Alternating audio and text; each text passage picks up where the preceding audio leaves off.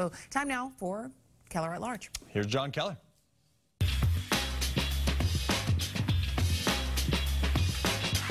Good morning. Thanks very much for joining us. As you know, there's a very interesting race unfolding in the 3rd Congressional District of north-central Massachusetts, Lowell, and many of the surrounding areas, to fill the seat being vacated by the retiring Nikki Tsongas. A few weeks back, we talked with Republican nominee Rick Green in this time slot. This morning, we're pleased to welcome the Democratic nominee, Lori Trahan. She's a graduate of Georgetown University, former chief of staff to Congressman Marty Meehan, most recently CEO of Consider Leadership Institute, an executive training and consulting firm. Lori, welcome. Thank you. Good to have you here. Thank you. So, as we're taping this on Friday morning, it appears as if Brett Kavanaugh's nomination to the Supreme Court will go through over the weekend.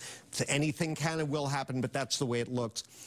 The 3rd Congressional District is I would say has perhaps more conservatives and Republicans in it than some other congressional districts. I'm sure you're interacting with people across the political spectrum. What is the fallout? What is the reaction on the street level to what's been going on with the Kavanaugh nomination? You know, I think people are tired of this just being a partisan process, right? And no matter who I talk to, whether it's moms or Republicans, that's what's really disheartening. I mean, look, this is an important moment for our country, for women, for the future.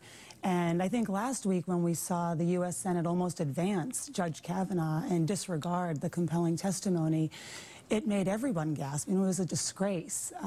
You know, I think everyone thinks that a more thoughtful investigation needs to take place. But what's likely to happen is, you know, that we're thinking about the midterm elections and we're thinking about party politics more than is Judge Kavanaugh the best person for this job. Well, around the country, we're seeing evidence that the midterm vote, to some extent, may be a protest vote by opponents of Judge Kavanaugh, particularly women, outraged at what's gone down here, and on the part of Republicans and conservatives, also outraged. Do you believe that's so? I do. You know, I've talked to a lot of women over the last couple of weeks, and they are outraged, and they're afraid. They're afraid for their daughters' futures, right? Their access to reproductive health, their economic independence, their safety.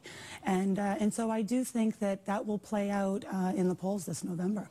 Well, the biggest local story of the fall really has been the disaster, the Merrimack Valley gas disaster that affects parts of your district. To you, now that we have a little distance, although it's still unfolding, what are the political lessons you'll carry with you to Congress if you're elected of what happened when it comes to regulation of the energy industry and energy policy?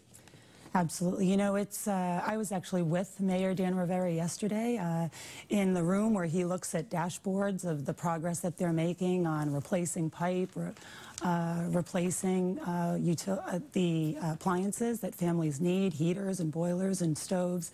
And all they can think about is winter and the cold coming. And so you have to remember, this was a disaster. Someone's life was taken, so many people have been displaced, and thousands don't have gas. And so, you know, right now our efforts need to be on making sure that people are taken care of before the cold months come. And in terms of the investigation, I fully support the investigation by Senators Markey and Warren. We have to find out what happened. We have to find out how to prevent this from ever happening again. And we have to wring out all of the lessons so that we ensure this never happens again. I've got to take a break, but very briefly, does this make you more of a skeptic of natural gas as a energy source we rely on heavily than you were before, or not? You know, it makes me an advocate for ensuring that we have maintenance programs and protocols in place so that this never happens again. You know, the reality is we've got these pipes underground, and we need to ensure the safety of our communities.